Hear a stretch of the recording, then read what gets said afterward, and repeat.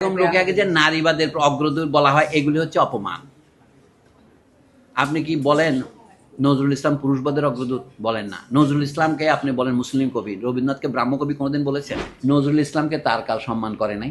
নজরুল ইসলামকে কাফের উপাধি দিতে আমাদের মৌলভী সাহেবদের বাদে নাই। নজরুল ইসলাম লোকটা মুসলমান না কাফের, লোকটা ইসলাম না শয়তান, এই সমস্ত লিখেছে। কিন্তু তারা বুঝতে পারে নজরুলের যদি এই গানগুলি না হতো এখনো বাংলায় মামদবুতের যুগেই চলতো। এখনও পশ্চিমবঙ্গে যদি আপনি যান দেখবেন যে মুসলমানদের যেভাবে তিরস্কার করা হয়, বেগম রোকেয়া লেখা পড়লেও বুঝবেন। বেগম রোকেয়াকে কি আপনি মৌলবাদী বলবেন? বেগম রোকেয়ার লেখাগুলো পড়ে দেখেন, ধ্বংসের প্রতি বঙ্গিম। বেগম রোকেয়ার লেখাই তো পড়ে না এখানে। আমি তো আফসানাকেও বলবো বেগম রোকেয়ার লেখা আপনারা ছাপেন না কেন? জাতীয় আপনি শুধু পরের বই বিক্রি করবেন, নিজে বই ছাপাইতে পারেন তো। কপিরাইটের সমস্যা নাই। আপনার তো বিনা পয়সা তো পচা বই না দিয়ে বেগম রোকেয়ার বই দেওয়া উচিত।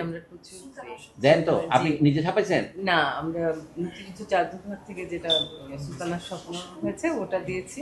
রচনাবলীর কথা বলছি। রচনাবলী বেশ কয়েকটা প্রকাশনী করেছে, তাদের থেকে নিয়েছি। আচ্ছা দিন, তাহলে ভালো। গতবারও অনেক দেওয়া তাহলে হয়েছে, এবার আরো বেশি। আমার অনুরোধটা অপ্রাসঙ্গিক, প্রত্যাহার করে নিলাম। আমরা বেগম রোকেয়ার বই প্রচুর কিনেছি এবারও। না, বেগম রোকেয়াকে যে নারীবাদের অগ্রদূত বলা হয় এগুলি হচ্ছে অপমান।